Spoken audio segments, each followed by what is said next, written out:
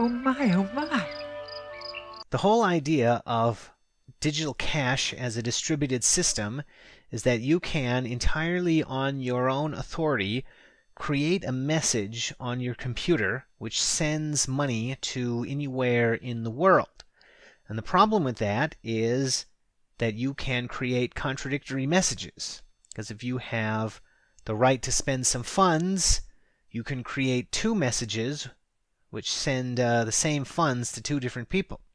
So the Bitcoin network needs to be able to form a consensus about a non-contradictory subset of transactions. In other words, a set where the same funds are not sent to two or more people at the same time from among the set of transactions that it knows about, which may be contradictory. And there may not be an objectively best answer, but there needs to be one answer that is settled upon. So that is the double spending problem, and proof of work is Bitcoin's means of coming to a consensus. So we're going to start with one of the most important articles ever written in Bitcoin, and it's by Oleg Andreev, and it's called Proof That Proof of Work is the Only Solution to the Byzantine Generals Problem. And the Byzantine Generals Problem, that is the problem of distributed consensus. Oleg's native language is Russian, I think, so some of this article doesn't look like proper English. But I'm just going to read you the whole thing because it's very good and very short, and I think you can tell what it means.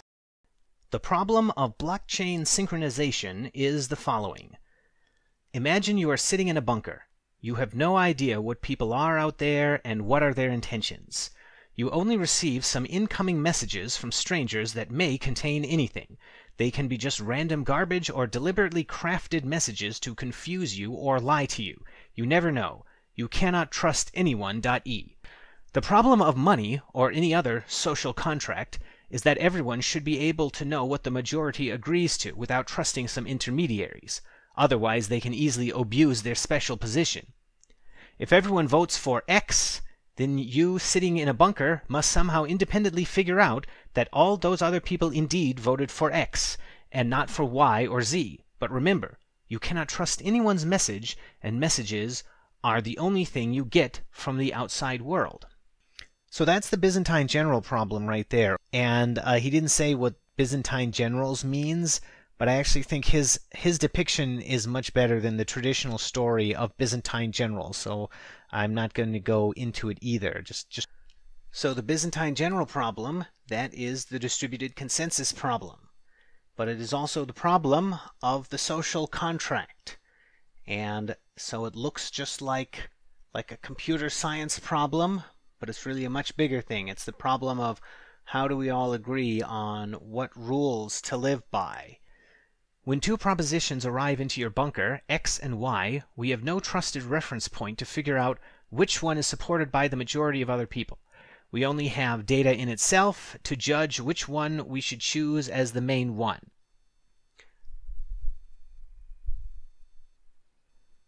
So Oleg defines a successful solution to the Byzantine general problem to be one that would allow a person in a bunker, in other words, someone who has no knowledge of the outside world other than the messages that are slipped through to him, to arrive at the same consensus as everyone else who is outside the bunker.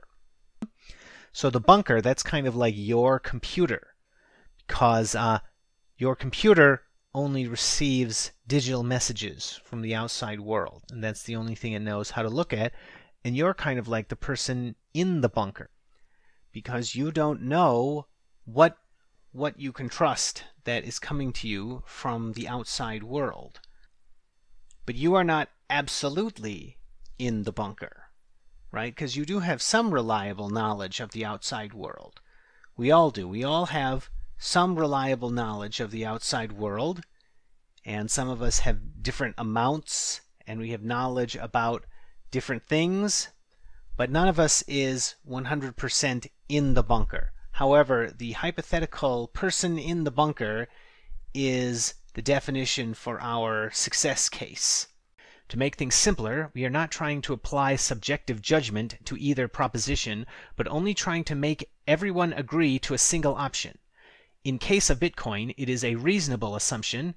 Everyone is owner of their money, so no one really cares which version of the history is chosen as long as their own balance is respected. So he's saying in the scenario he's considering, people prefer an outcome where they have settled on something over an outcome where they have not, but they do not have any particular preference for settling on one thing over a different thing. And he says in Bitcoin this is reasonable because people mainly care about their balances being respected. Now Oleg is specifically applying his conclusion about the solution to the Byzantine general problem to the double spending problem in this article. But remember, the Byzantine general problem, that's really the problem of the social contract. So his conclusion applies more generally to cases where people do have preferences. Now when this article was written, things were a lot simpler in Bitcoin. It was pretty much Bitcoin versus the rest of the world. They were altcoins, but they were a very tiny part of the market. And since then people have learned that they have preferences about the rules of Bitcoin. For example, about the maximum bandwidth of Bitcoin. So I would say that if you have such a preference, it needs to be based on your knowledge of the outside world. So if you are completely in the bunker, then you have no basis for having a preference.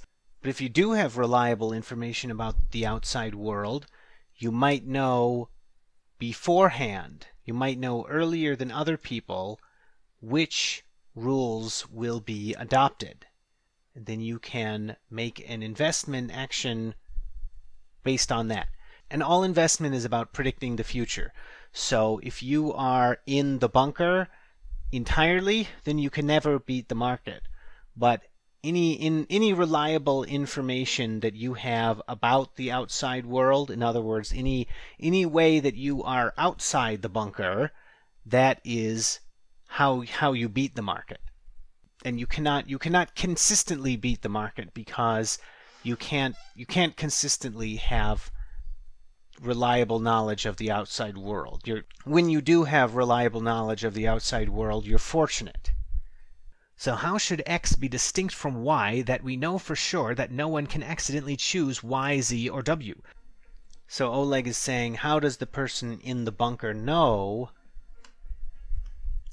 So Oleg is saying, how does the person in the bunker know to pick the same message that the rest of the world is agreeing upon? I think it's reasonable to ask here, who is producing these messages, X, Y, and Z? Well, I would say people with preferences are producing them. So earlier Oleg said he was assuming that there's no preference between two different messages, but that only makes sense for the person in the bunker. You have to have a preference if you make a message. Now, in the case of the double spending problem, anyone who receives a transaction probably has a preference for that transaction to be accepted into the blockchain. And if you are solving the initial value problem, then you probably have a preference to produce messages that send the new coins to you, if the coins are actually valuable. In other words, if other people want them, then you probably want them too. First property. This data should be recent, so we know that we are not sitting on some old agreement while everyone else has moved on to something else. Now I think this is pretty interesting because Oleg says any consensus can change, and we don't want to be stuck on an old one. Bitcoin never comes to a final solution, and Oleg says you can't really have a final solution because we need recent data. Any consensus can always change. Second property, any recent alternative should be impossible to produce, because if it was possible to produce, there's always a chance that some number of people could see it and accept that alternative. And you have no way to estimate how many such alternatives exist and how many people accepted it, because you are sitting in a bunker and you cannot trust incoming messages or know how many messages did you miss. How do we define impossible? It means either of two things. Either it is logically impossible or it is practically, economically impossible. If it is logically impossible, then we can know all future agreements in advance, like a deterministic chain of numbers, just by using induction. But this does not work because we'd have to have some agreement about starting point in the first place. Now what does that mean? There's a lot to unpack in this argument. So what Oleg is saying is that he is considering the case that a network generates a prediction about what it's going to do, a prediction of its own future behavior that it is logically impossible to disagree with, right? Because if it was logically impossible to disagree, then you would know that none of the other nodes were going to disagree with it. So that's a future prediction. And Oleg is saying if you could generate a prediction like that, then it seems like you're assuming what you are purporting to prove. Because the whole idea is that the network is indeterminate before, right? Because we're going from the state of nature to the social contract. So how does an indeterminate system generate a future prediction about itself? How does the wave function collapse? What does it feel like to be an individual node on this network? Well, it seems like you would have to receive a message that convinces you so strongly that everybody else is going to go along with a certain idea that it would be futile for you to continue disagreeing with it, right? Because the only thing that the network can do is send and receive messages, right? Then the network is, in effect, generating a prediction about itself that it is telling to all of the computers. And when the individual people look at the message, they're like, oh, yep, the network is definitely going to do that. It would be logically impossible for me to disagree with this future prediction. If it can generate a message that can predict its own behavior to that level of certainty, why can't it do that farther out? Why can't it predict all the way out to infinity? And he's saying, how did it go originally from the undetermined to the determined state?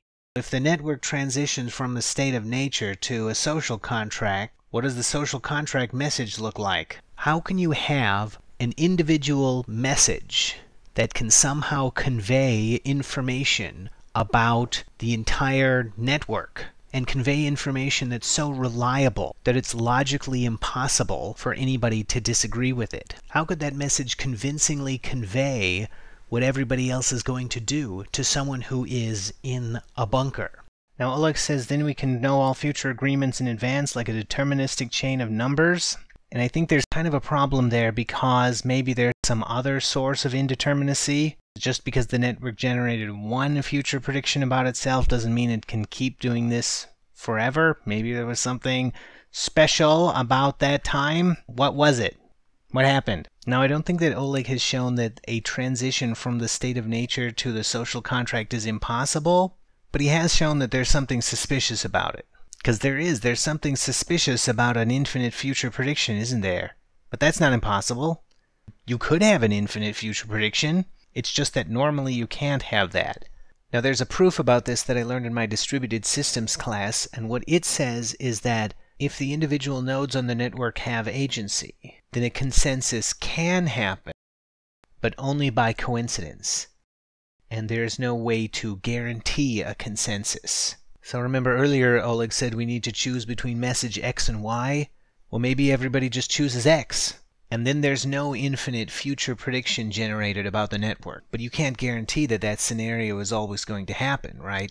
And none of the nodes can know that they have all chosen X either, can they? They don't know that they've luckily achieved a consensus. If the nodes want to know that a consensus has been achieved, the network must generate a future prediction about itself. Now, in distributed systems, each computer only knows about the messages that it has sent and received. See, everyone is always a little bit behind the times. So the network needs to be able to localize global information. Now what the proof shows is that if there is some if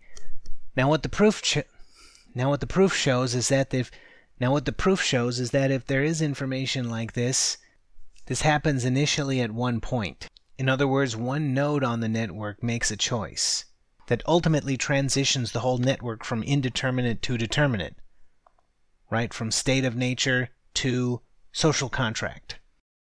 Well, the problem with that is that every node on the network is a little bit behind the times about the whole network, right? Because all of the nodes are separated in space, because it's a distributed system. And messages don't propagate infinitely fast. Consequently, there are always events that are independent of one another, because they occur at different computers who have not been in communication. And there's always some time delay, right? There's always some time delay. So there's always some time that you haven't been in communication with another computer. That other computer could be doing something. Whatever you're doing, he could be doing something else. Any sort of global information that anybody has about the whole network is from the past. And during that time, the network might have evolved. Now, the way we model this in distributed systems is we say that the events that take place at each individual node can be ordered, and we know that messages have to be received after they are sent, and those are the only facts that would allow us to order two different events. And that's not, in general, enough information to order all of the events in the system. And messages are not guaranteed to be received in the same order that they are sent, and they're not guaranteed to be received in the same order by different nodes. Any events which cannot be definitively ordered with regard to one another, events that cannot be definitively ordered with regard to one another are causally independent. In other words, whatever is happening at one event can't depend on what's happening at the other event. This is kind of like physics, because in physics we have to think about causality a lot. There's kind of an analogy with Einsteinian relativity. So here's a space-time diagram, and you are at the center. You are the center of the X. That's what a space-time diagram means. It means that you are at the center of the X. And everyone else has their own X that they're at the center of. And what does the X mean? That's the speed of light. Because vertical is time and horizontal is space. So diagonal is moving through space and time. That's the speed of light. And that's the speed of light in the opposite direction. This is slower than the speed of light. That's okay. And that's faster than the speed of light. So slow down! So anything that is below you down here, those are all events that you can know about. Because you can get to the center of the X by moving from any of these points at the speed of light or slower. And this stuff out here, what's that? Those are events that you can't know about from the center of the X, but they can affect your future. These are called the space-like events, and at any point in time there are other nodes out here, and they could be doing things that are going to affect your future, and you have no way of knowing about what they're up to. So if you're trying to predict what's going to happen out here, you might not be able to because of stuff happening out here. See, there's always stuff happening out here with events that we can't react to. We have to know everything that's happening over some volume of space in order to know anything about the future. So how do all the nodes manage to get a global knowledge of the system? Now, when I first learned this proof, I thought we were just talking about computer networks. Turns out we're talking about the social contract. So I think we should go over the proof in detail. So the setup of the problem is we have a distributed system in which every node has the option to internally commit to a value T or F. So T or F, that could mean whether we're driving on the right side of the road or the left side of the road, anything that we would want to form a consensus on. So valid subset of transactions or something about the rules of Bitcoin themselves. And we assume reliable communication because the problem is already hard enough. Problem. Define a protocol such that after a finite time, up to one node is allowed to remain uncommitted, and all the other nodes have committed to the same value. If we have a protocol like this, then we have a solution to the distributed consensus problem, aka the Byzantine general problem. We will prove that there is not a protocol like this, and that stipulation about one node remaining uncommitted. What does that mean? That's how we model agency in this problem. Now, if you are interacting with somebody, they can tell if you're following the protocol, right? Because they can look at every message they've received from you, and if there's a message that doesn't follow the protocol, they can ignore it. So as long as you're talking to them, they can make you follow the protocol, but they cannot make you respond. The protocol can't make you send a message back. So what we want for this proof is we want all of the computers to come to a consensus except one of them is allowed to drop out. And once again we say 1 because the problem is already hard enough. That's the node with agency. We don't know which one it is, but any of the nodes could suddenly wake up. Bother and blow. So much to do. Oh, hang spring cleaning.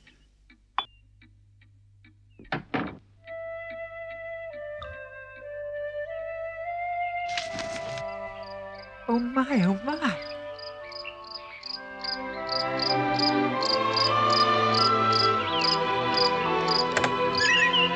This node just goes off and does its own thing.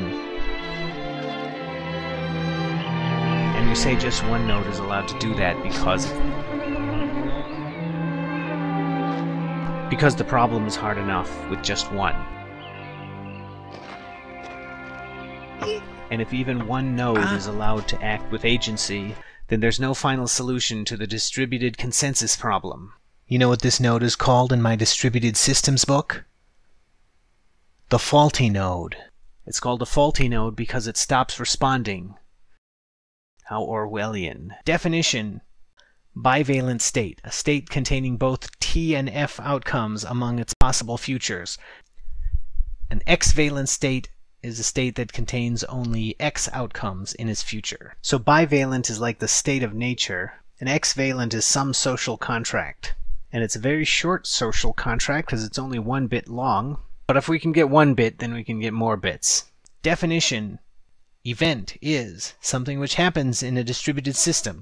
That means send a message or receive a message, and sequences of those. So one event can mean lots of stuff is happening. We have a notation where we can use an event kind of like a function, but an event is not exactly like a function because some events are only applicable to certain states, whereas with a function you can always do it without thinking about it. So properties of events. If a state G is X-valent, then for any event E which can be applied to G, EG is X-valent. And that makes sense because that's kind of what consensus means. If we have a consensus, you think that we would continue to have the consensus in the next step. Otherwise, I don't know what we're talking about. So the second property is any event can be decomposed into commuting events that occur at different nodes in the network. And by commuting, that means that we can apply them both in different orders. So any 2 events that occur at different nodes, if we apply one, then we can apply the other in either order. The nodes don't know what's happening at the other nodes. So what's happening at one node can't affect what's happening at another node. Proposition: for a distributed system in a bivalent state S for node P, and for any event that can occur at P, there is a bivalent state reachable from S such that E was the last event applied. And if this is true, then the conditions of the protocol have been violated, because as long as we have not reached a consensus already, we can always find other events that we can apply together to reach another uncommitted state. Because remember, bivalent means uncommitted. And that's how we show that there's no guarantee of a final solution, and therefore no utopia.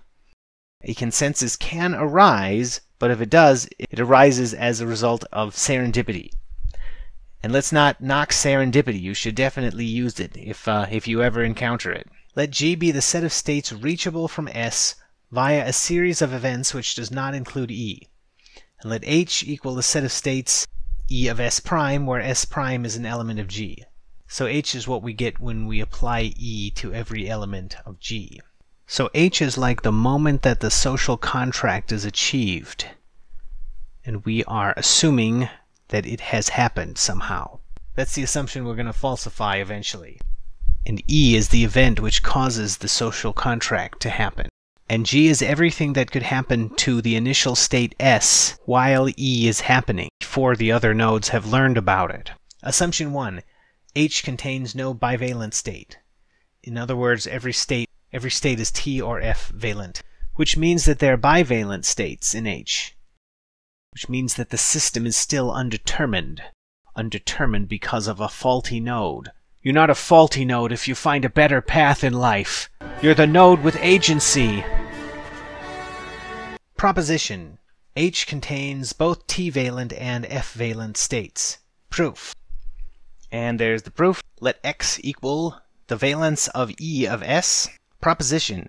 G contains elements S1 and S2 such that S1 is X-valent, S2 is not X-valent, and there is a local event F such that S2 is equal to F applied to S1. Proof. So let J be any event such that J of S is an element of G and E of J of S is not X-valent, which must exist because E of J of S is an element of H, and H contains both X-valent and not X-valent elements.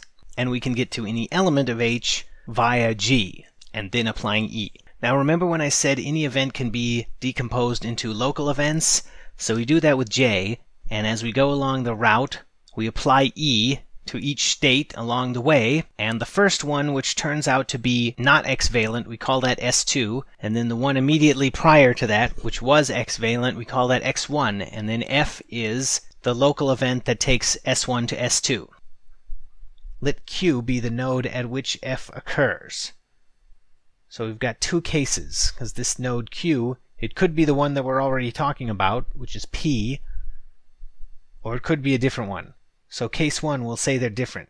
And that makes things easy because E and F can commute. Remember, commuting events means we're talking about two independent operators who are not interacting at that moment. E is the event that causes the social contract to happen. So what we're talking about is a different event that happens at a different node that causes the difference between two possible states of H. So it's like someone causes the social contract to happen and someone else chooses what it's going to be, and they're operating independently because they're different nodes. Well, that sure sounds weird, and we can get a contradiction out of it, so it's impossible. Case 2, P equals Q. In this case, node P is choosing the consensus and causing it to happen. Let K be an event such that K of S1 is T or F valent, in which P does nothing. Such an event must exist because the protocol is required to be tolerant to nodes that drop off the grid, nodes that transcend their own programming. The other nodes can't tell the difference between a node that will return to complete the protocol to the bitter end and a dirty, disloyal, faulty node that has gone off in search of new adventures. No one can expect you to stay plugged in if you don't want to.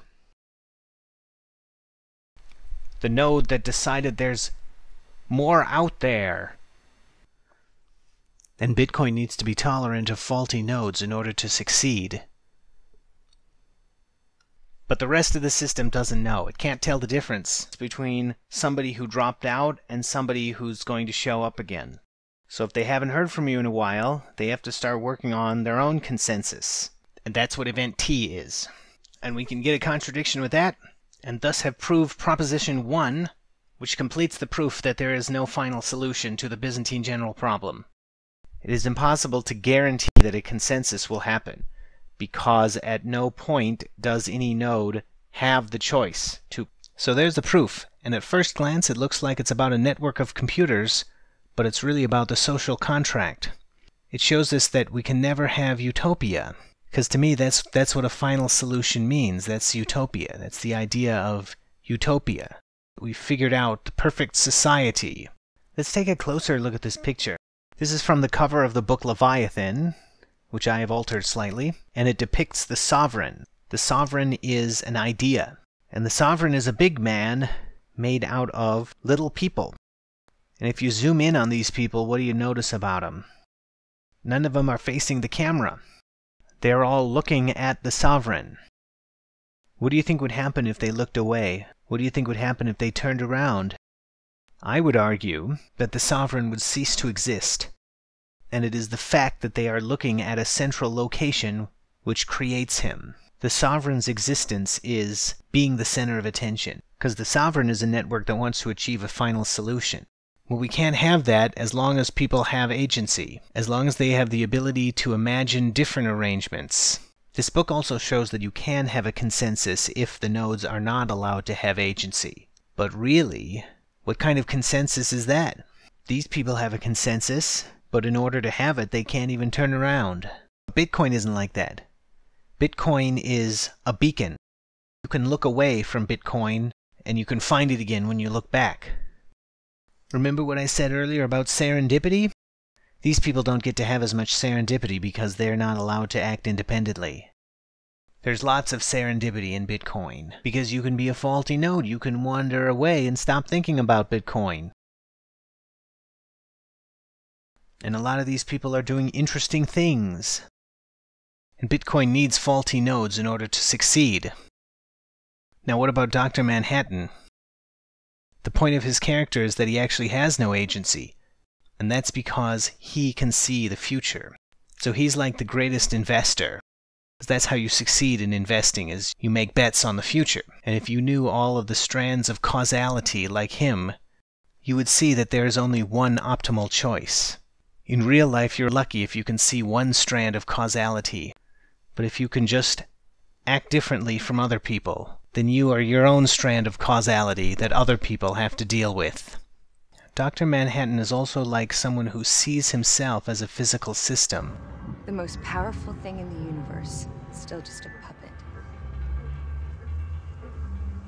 We're all puppets, Lori. I'm just a puppet who can see the strings. So he's like a computer, and everyone else is like a computer too. So I guess this proof really is just about a network of computers.